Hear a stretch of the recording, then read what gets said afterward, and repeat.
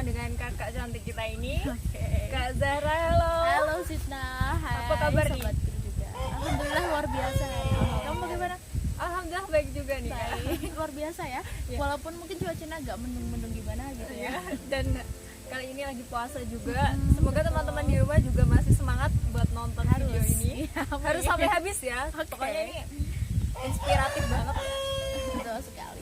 Bagaimana Sitna? Oke, kali ini kita akan review buku juga nih, teman-teman di rumah juga. Kira-kira apa nih bukunya, Kak? Bisa dikasih tahu ke teman-teman? Oke, judul buku kali ini adalah Aku Lupa Bahwa Aku Perempuan. Wow. Jadi seperti itu.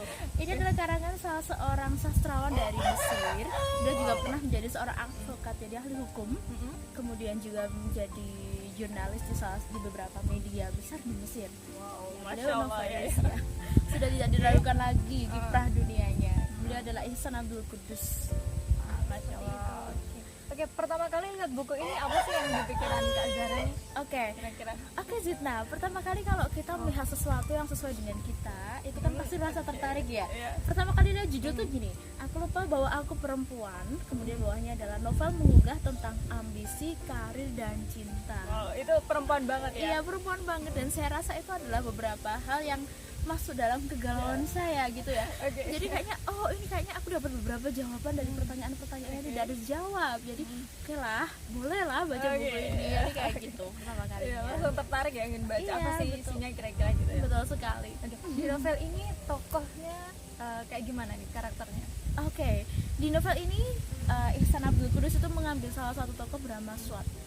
Dia adalah seorang perempuan yang sangat luar biasa, kalau boleh saya mengatakan. Oh, iya. Ya, karena dari judulnya aja Aku Lupa Bahwa Aku Perempuan. Berarti dia benar-benar seorang yang kayak melampaui nilai-nilai seorang perempuan kayak gitu ya biasanya ya.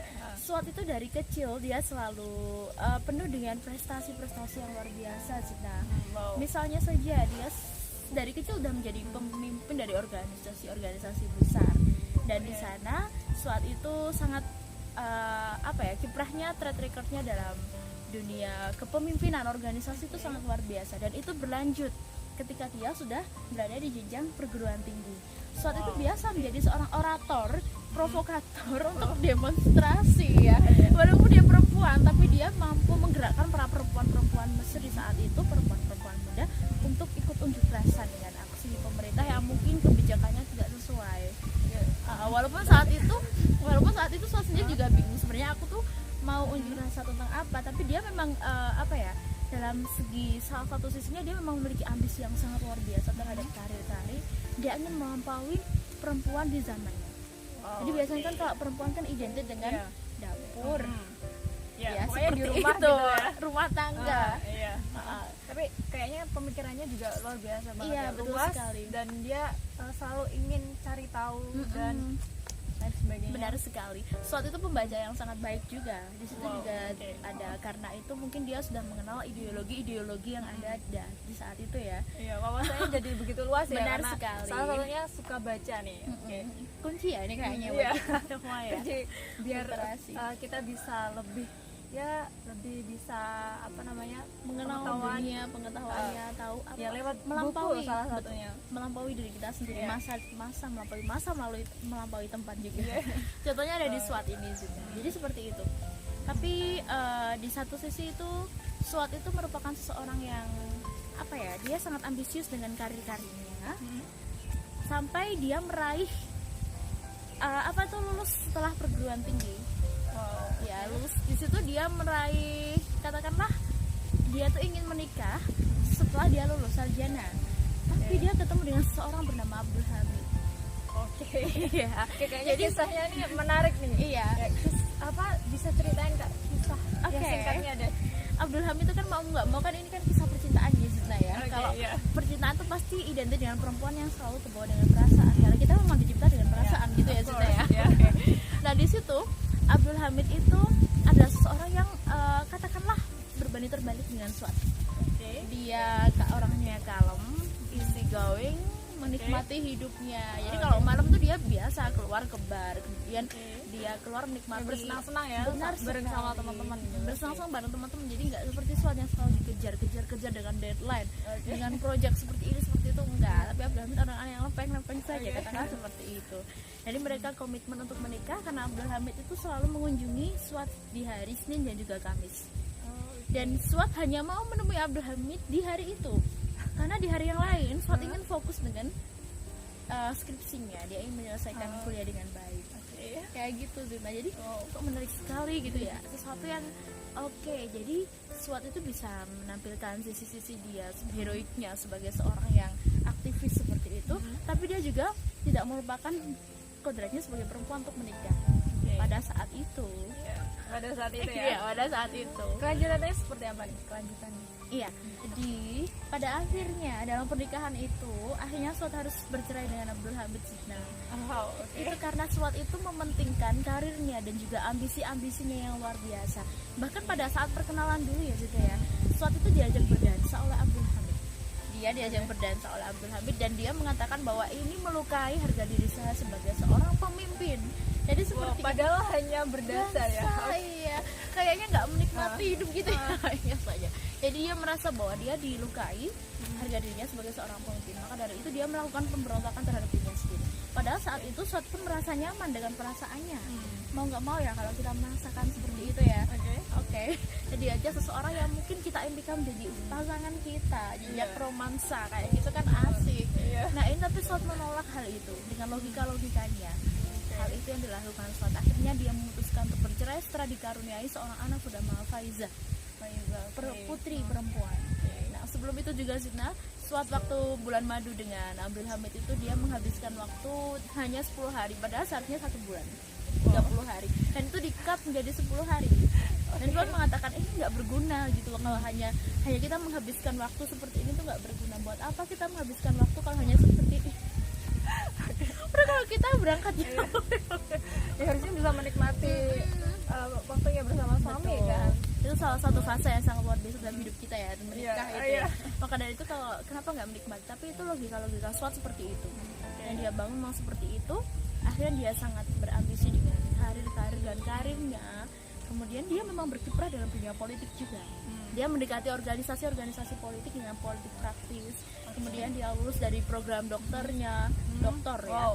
Ya dia lulus masih muda, cantik, pinter lagi kayak gitu. Pasti banyak yang deketin juga ya. Betul sekali.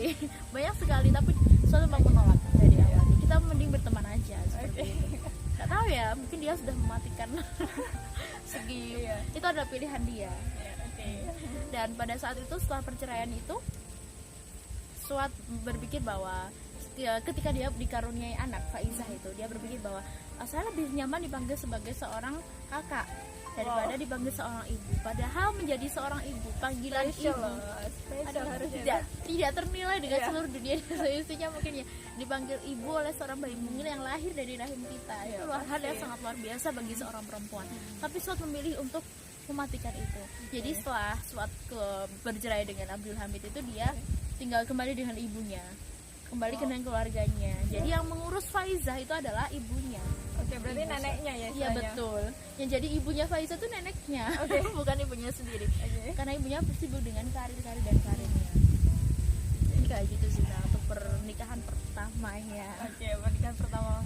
Selanjutnya kayak gimana? Apakah si Suat ini nggak menikah lagi atau seperti apa? Oke, kalau kita mengatakan pertama bisa ada yang kedua ya. Iya. Oke.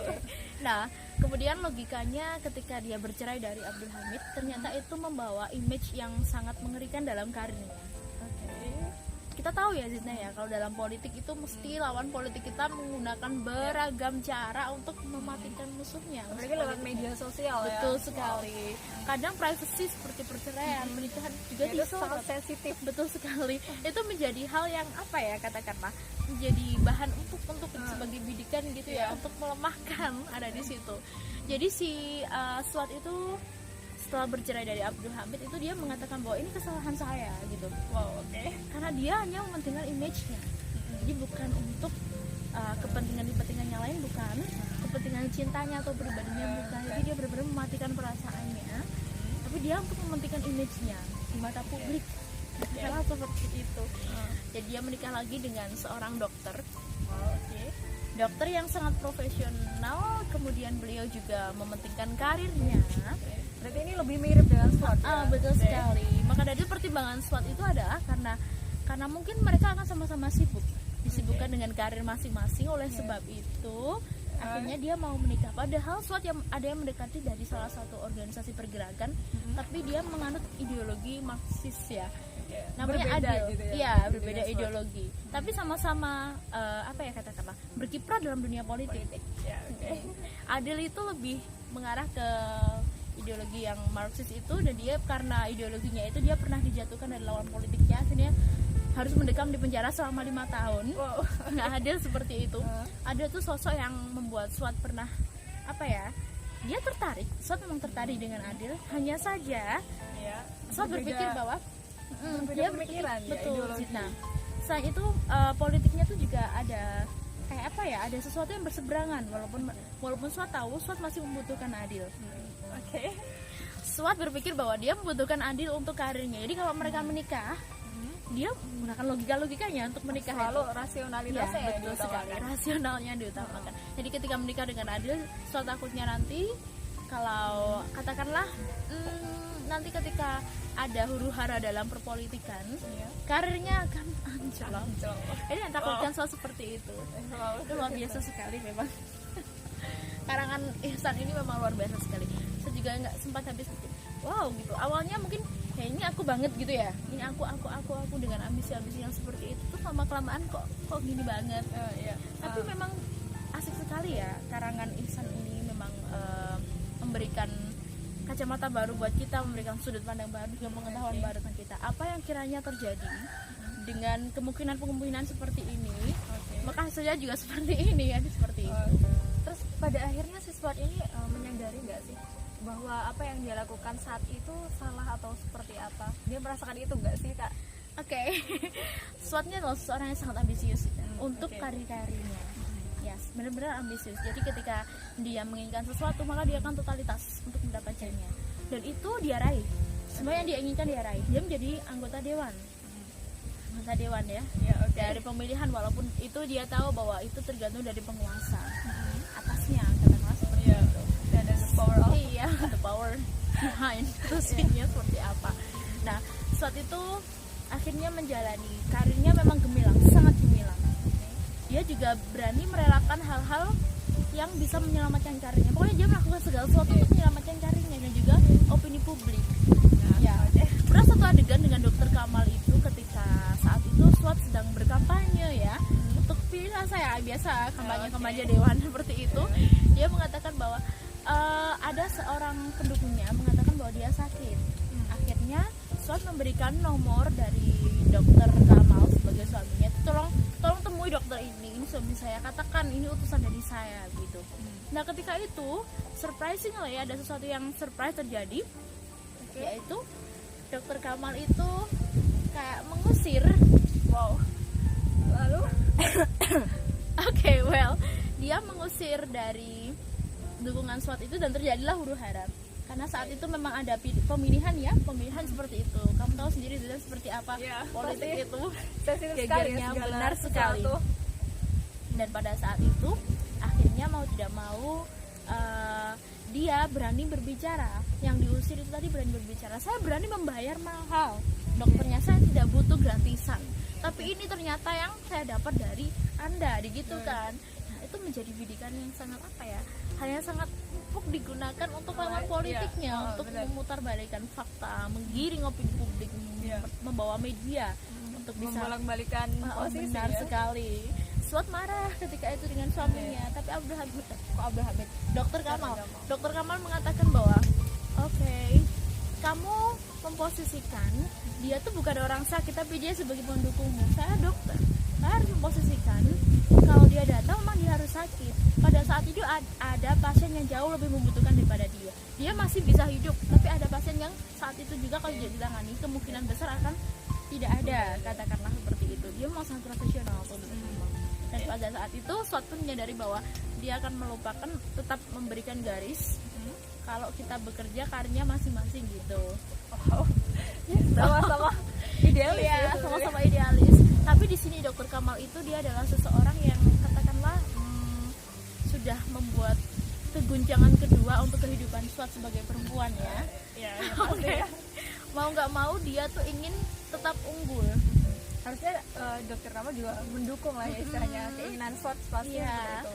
Sebenarnya dokter Kamal sangat mendukung juga. Dia juga membaca buku-buku politik, dia mengetahui beberapa wawasan tentang politik. Jadi ketika rekan-rekan dari siapa SWOT datang, rekan-rekan politik pun di mana saja SWOT berada ya, ketika dia mengundang tamu pun itu sebenarnya juga membicarakan politik, selalu politik. Nah, dokter Kamal tuh sangat welcome, beda dengan Abdul Hamid. Kalau Abdul Hamid tidak mau tahu dengan tamu-tamunya SWOT, tapi kalau dokter Kamal sangat welcome dengan tamu-tamunya SWOT itu. Jadi mereka saling berbicara, tapi ada satu sisi di mana dalam pikiran SWOT itu dokter Kamal itu lebih ingin mengatakan bahwa kamu itu ada di bawahku gitu. Oke. Jadi SWOT merasa terlukai lagi harga dirinya di sini. Oke. Jadi dokter Kamal ingin memposisikan saya suami kamu. Jadi kamu tuh pemikirannya juga sesuai dengan pemikiranku. Apa yang kamu pilih juga sesuai dengan pilihanku. Itu kan. Gitu. Pikirannya si SWOT seperti itu. Dan akhirnya mereka menjalani masa-masa yang sulit dalam kehidupan rumah tangga. Tapi SWOT tetap bertahan. Alasannya satu, image. Oke, image ya. Dia udah pernah mengalami kegagalan. Kalau di luar sana dia berorasi berkor-kor untuk katakanlah pergerakan sesuatu yang sangat luar biasa spektakuler, tapi ternyata dia tidak bisa mempertahankan kehidupan rumah tangganya. Itu kan hal yang sangat mengerikan dan itu bisa mencoreng namanya dari publik. Dia mempertahankan pernikahannya walaupun dalam batinnya sangat terluka. Benar-benar terluka. Saya yakin. Tapi suatu hari ternyata dokter Kamal mengajukan surat gugat cerai. Oh, itu yang kan memberi suatu shock ya. Iya, yang memberikan ada dokter Kamal dan itu hal yang sangat melukai kembali harga diri dari SWOT. Iya. Kan tadinya kan waktu cerai dengan Abdul Hamid kan dia langsung mengatakan, "Ayo kita cerai." Udah selesai gitu. Kok berjalan kayak sesuatu yang logis atau apa gitu ya. Terus kalau yang ini gitu ya, kayak benar sekali. Tapi kalau yang ini dokter Kamal yang mengajukan. Jadi dokter Kamal tuh mengatakan bahwa saya tetap lebih unggul dari kamu gitu. Ngeri sekali kehidupannya. Memang di luar sana dia sebagai pemimpin yang sangat luar biasa ya, tapi dalam kehidupan pribadinya saya yakin SWOT berdarah-darah dalam batinnya. Iya, berarti di sini dari cerita si dokter Kamal dengan SWOT ini malah sama-sama idealis ya. Benar sama sekali. kaku, keras kepala. Benar sekali. Ngeri Kalau banget dia ya kan. Itu saya. Oke. Setelah itu dari kisah si SWOT ini apa sih pesan yang bisa kita ambil nih Kak? Oke, saya kira banyak sekali ya kita sebagai perempuan dari kisah-kisahnya SWOT itu. Karena kita mengetahui kalau ada perempuan-perempuan yang berambisi dengan karirnya, itu benar-benar ingin mengejar sampai luar biasa. Tapi kalau kita mengejar karir, kemudian mendapatkan hasil yang luar biasa dari itu, pasti ada sesuatu yang kita korbankan, Cinta. Misalnya prioritas, waktu, dan juga bagaimana cara kita mengerjakan sepenuh jiwa, sepenuh hati kayak gitu ya. Nah itu memang kalau kita mengerjakan totalitas sesuatu, itu pasti hasilnya juga luar biasa. Tapi jangan lupa kalau kita tuh perempuan juga kita memiliki kayak kebutuhan ya, bukan kewajiban. Saya tidak ingin berfatwa atau apapun di sini. Tapi kita punya kebutuhan, kita punya kenyataan atau realita bahwa kita menjaga keharmonisan kesejahteraan rumah tangga kita. Jadi walaupun di luar kita sesukses apapun, tapi kalau di rumah ternyata berantakan, apa itu bisa dibilang dengan sukses? Nah, ya, perempuan saya kira kita harus memperhatikan keduanya, baik karir ataupun rumah tangga.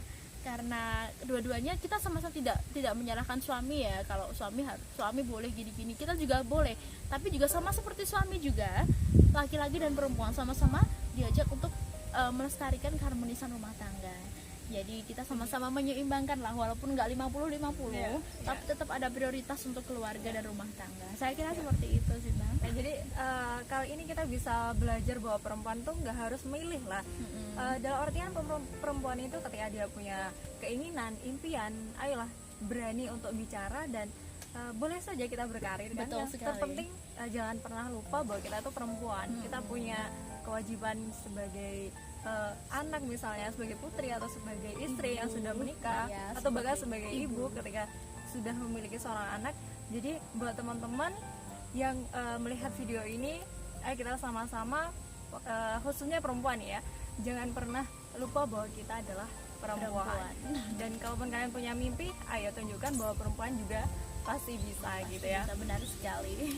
Kayaknya udah sampai akhir penghujung ya. Oke. Jadi semoga ini bermanfaat buat teman-teman semua, khususnya teman-teman perempuan. Dan jangan lupa kalau kita perempuan. Ya, seperti judulnya. Oke. Dan jangan lupa like, share, bahkan komen, subscribe juga. Oke, mungkin cukup sekian dari kami. Sampai jumpa.